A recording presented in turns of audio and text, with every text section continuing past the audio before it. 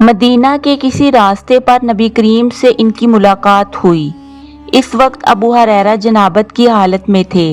ابو ہریرہ رضی اللہ عنہ نے کہا کہ میں پیچھے رہ کر لوٹ گیا اور غسل کر کے واپس آیا تو رسول اللہ نے دریافت فرمایا کہ اے ابو ہریرہ کہاں چلے گئے تھے؟ انہوں نے جواب دیا کہ میں جنابت کی حالت میں تھا، اس لیے میں نے آپ کے ساتھ بغیر غسل کے بیٹھنا برا جانا۔ آپ نے ارشاد فرمایا سبحان اللہ، مومن ہرگز نجس نہیں ہو سکتا۔ صحیح بخاری حدیث نمبر 283۔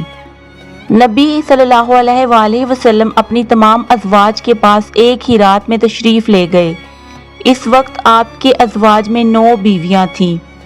صحیح بخاری حدیث نمبر 284۔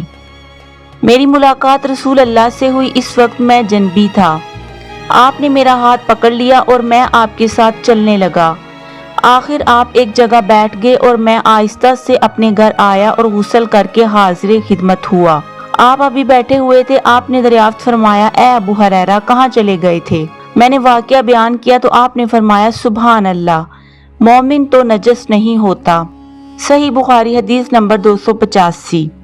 کہا میں نے عائشہ رضی اللہ عنہا سے پوچھا کہ کیا نبی کریم صلی اللہ علیہ وآلہ وسلم جنابت کی حالت میں گھر میں سوتے تھے؟ کہا ہاں، لیکن وضو کر لیتے تھے۔ صحیح بخاری حدیث نمبر 286۔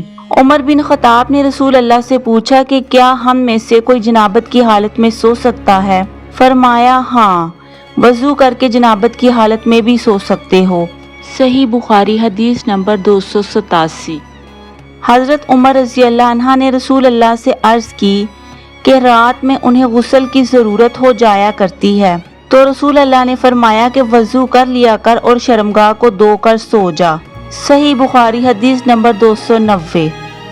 نبی کریم نے فرمایا کہ جب مرد عورت کے چہار زانوں میں بیٹھ گیا اور اس کے ساتھ جماع کے لیے کوشش کی تو غسل واجب ہو گیا۔ صحیح بخاری حدیث نمبر 291۔ انہوں نے حضرت عثمان بن عفان رضی اللہ عنہ سے پوچھا کہ مرد اپنی بیوی سے ہم بستر ہوا لیکن انزال نہیں ہوا تو وہ کیا کرے؟ حضرت عثمان رضی اللہ عنہ نے فرمایا کہ نماز کی طرح وضو کر لے اور ذکر کو دھو لے، اور حضرت عثمان رضی اللہ عنہ نے فرمایا کہ میں نے رسول اللہ سے یہ بات سنی ہے۔ صحیح بخاری حدیث نمبر 292۔ انہوں نے پوچھا یا رسول اللہ جب مرد عورت سے جماع کرے اور انزال نہ ہو تو کیا کرے؟ آپ نے فرمایا عورت سے جو کچھ اسے لگ گیا ہو اسے دھو لے، پھر وضو کرے اور نماز پڑھے۔ ابو عبداللہ نے کہا غسل میں زیادہ احتیاط ہے، اور یہ آخری احادیث ہم نے اس لیے بیان کر دی تاکہ معلوم ہو جائے کہ اس مسئلے میں اختلاف ہے اور پانی سے غسل کر لینا ہی زیادہ پاک کرنے والا ہے۔ صحیح بخاری حدیث نمبر 293۔ نبی کریم جب جنابت کی حالت میں ہوتے اور سونے کا ارادہ کرتے تو شرمگاہ کو دھو لیتے اور نماز کی طرح وضو کرتے۔ صحیح بخاری حدیث نمبر 288۔ کیا ہم جنابت کی حالت میں سو سکتے ہیں؟ آپ نے فرمایا ہاں، لیکن وضو کر کے۔ صحیح بخاری حدیث نمبر 289۔